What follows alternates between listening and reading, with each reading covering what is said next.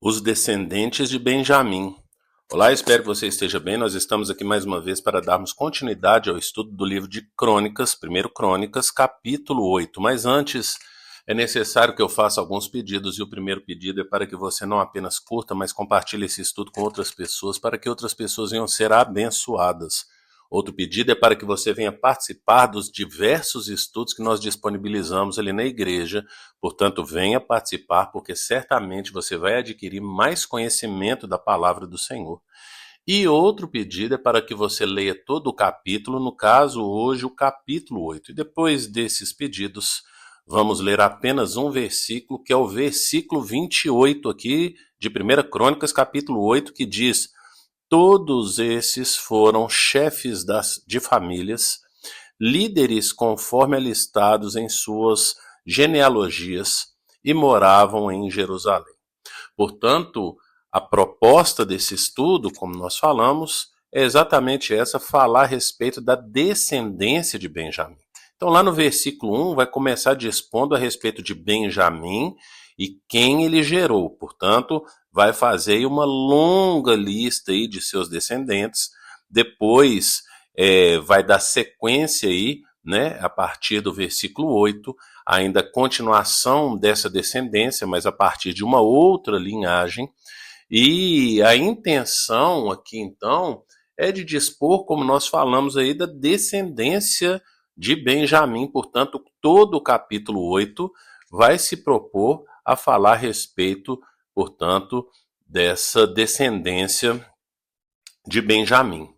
Algo que é importante nós frisarmos aqui também é que no capítulo de ontem, no estudo de ontem, lá no capítulo 7, do versículo 6 até o versículo 12, também vai tratar da descendência de Benjamim. Portanto, a descendência de Benjamim já tinha sido tratada ali, né, no capítulo 7. Então, o capítulo 7 vai falar dos descendentes de Sacar, e aí, como nós falamos aqui, a partir do versículo 6 até o versículo 12, os descendentes de Benjamim.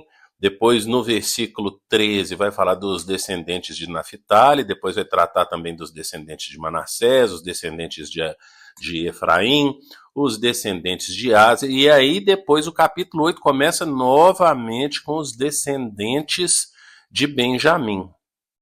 E é necessário também a gente frisar que no capítulo 9 vai tratar também novamente ali da descendência de Benjamim a partir do versículo 35.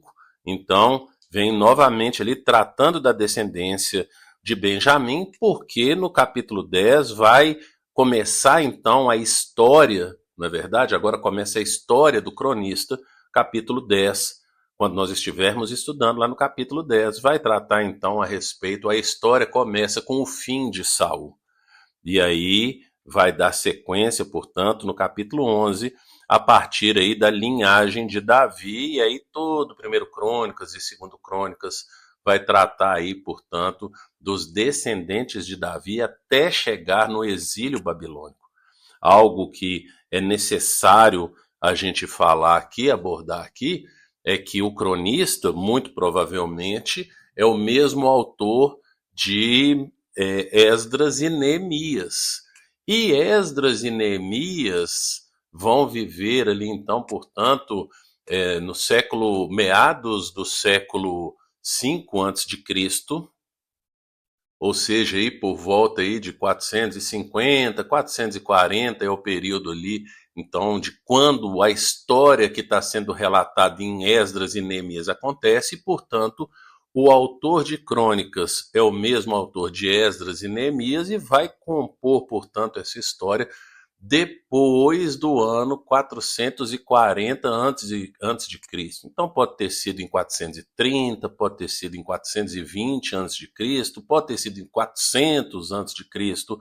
Então é alguma data próxima ali do período em que viveram ali Esdras e Neemias. Então é necessário a gente relembrar, porque já falamos, já trouxemos essa informação aqui anteriormente.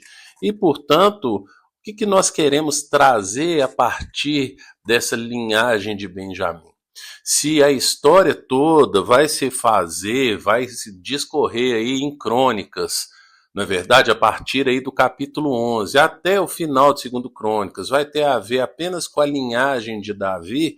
Por que que o cronista vai tratar aqui, então, no capítulo 7, no capítulo 8, todo o capítulo 8, depois no final do capítulo 9, por que ele vai estar tratando aí da descendência de Benjamim?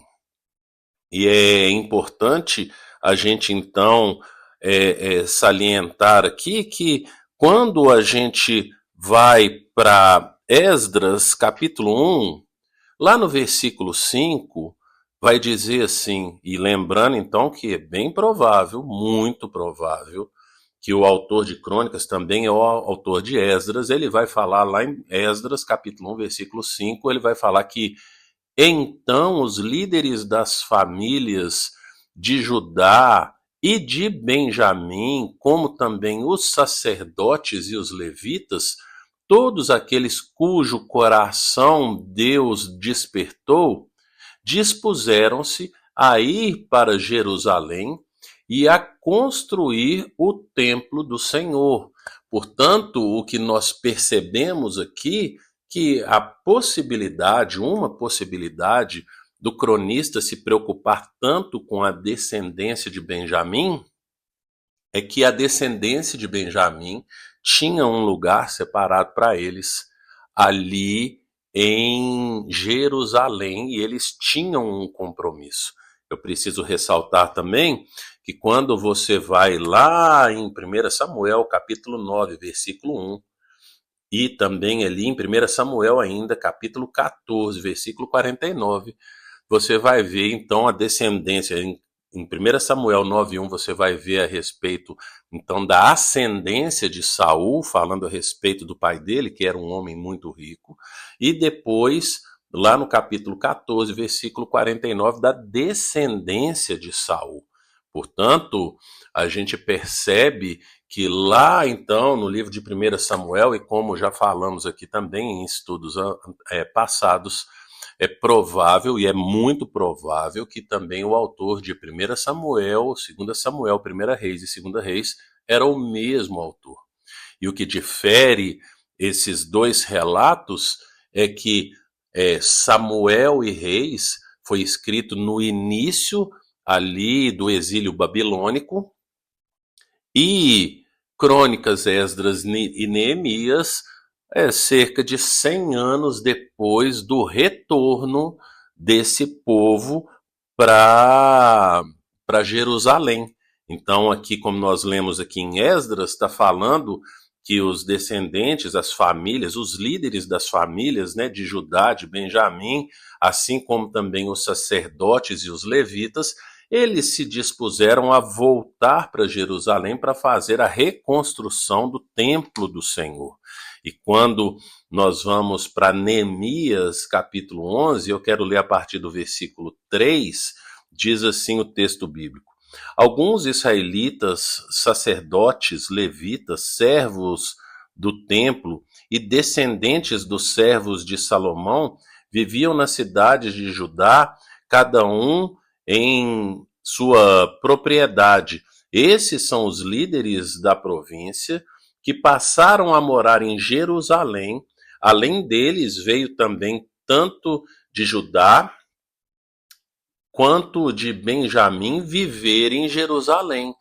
E lá no versículo 7 até o versículo 9, nós vamos ver então os descendentes de Benjamim que vieram viver ali em Jerusalém. Então, o que nós percebemos aqui diante desses textos de Crônicas, né, de 1 Samuel, como nós citamos ali, né, da descendência e ascendência de Saul, bem como também Esdras, capítulo 1, versículo 5, e Neemias, né, que nós acabamos de ler, o que a gente percebe é que esse pessoal, eles têm uma esperança, né, uma vocação espiritual, uma esperança a respeito da promessa de Deus para esse povo, da restauração do Reino do Sul, a partir do Messias. Portanto,